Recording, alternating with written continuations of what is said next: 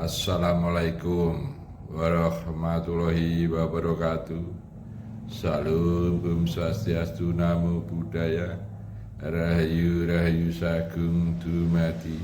Semoga semua makhluk yang ada di bumi selalu berbahagia. Amin. Tanggal 30 September mengingatkan kita kepada Gestapo. 30 September 1965 yang katanya PKI itu bikinan Cina. Ternyata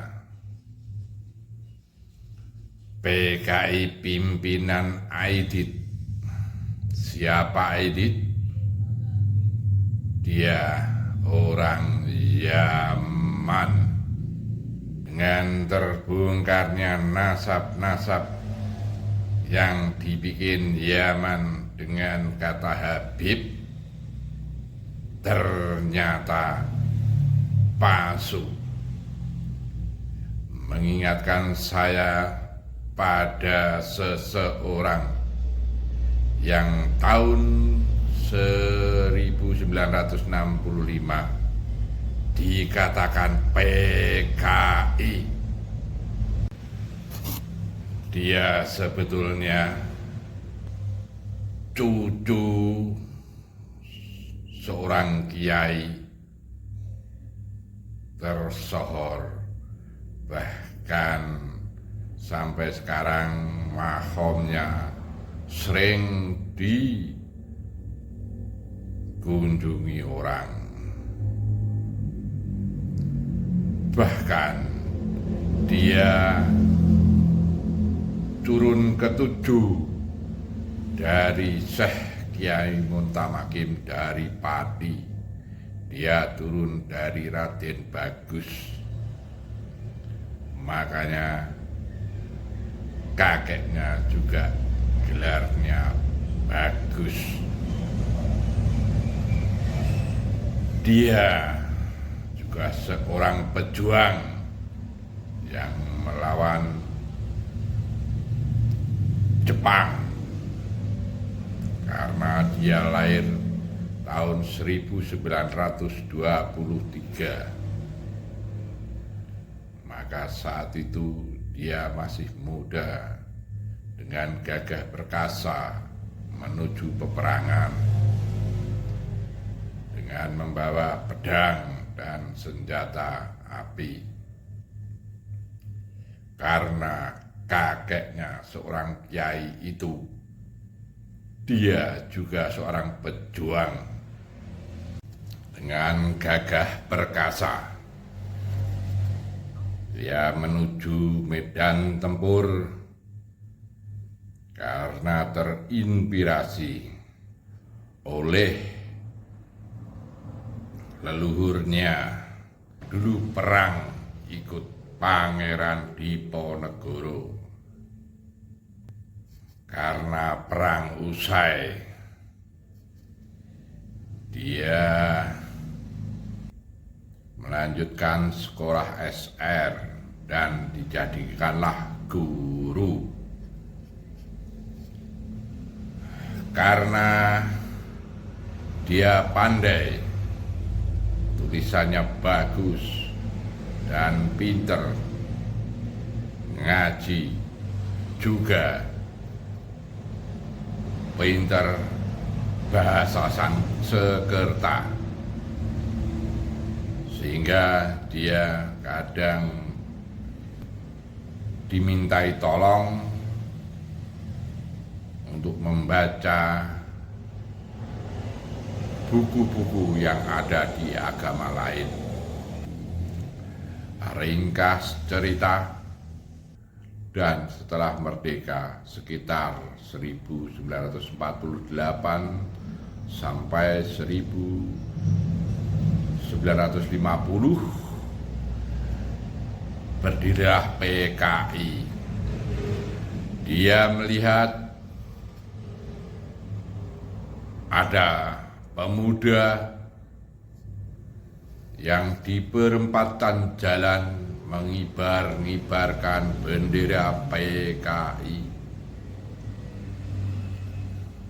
Dia memang orang-orangan dan juga dia orang bongol, kalau sekarang mungkin dikatakan preman. Dia dengan beraninya mengibarkan bendera PKI. Seseorang itu hanya bisa melihatnya. Seiring waktu, seseorang itu jadi guru, juga dari seorang seniman.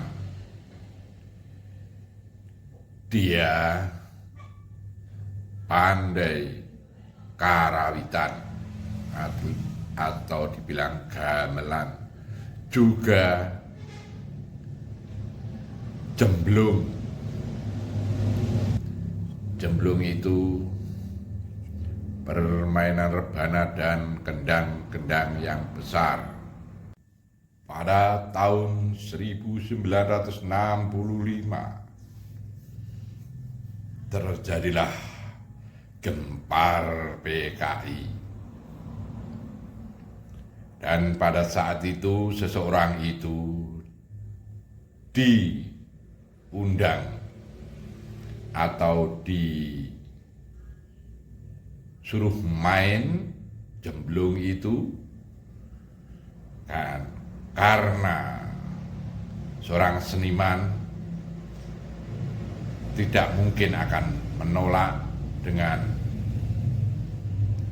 undangan atau tanggapan dengan dia main di tempat seseorang. Tidak taunya orang itu orang PKI, maka dia dicap juga sebagai seorang PKI.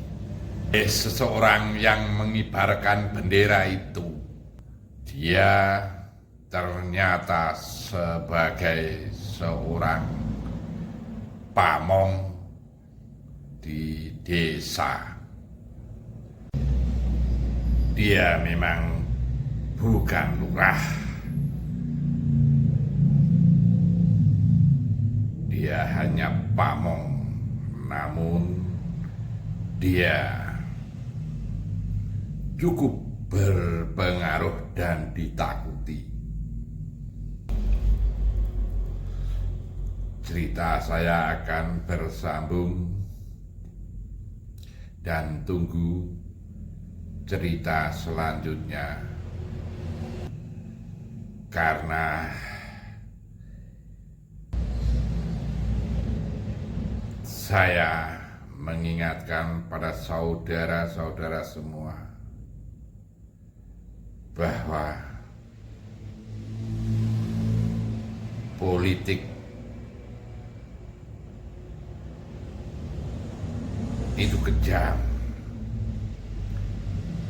Fitnah politik lebih kejam. Tunggu cerita saya selanjutnya. Assalamualaikum.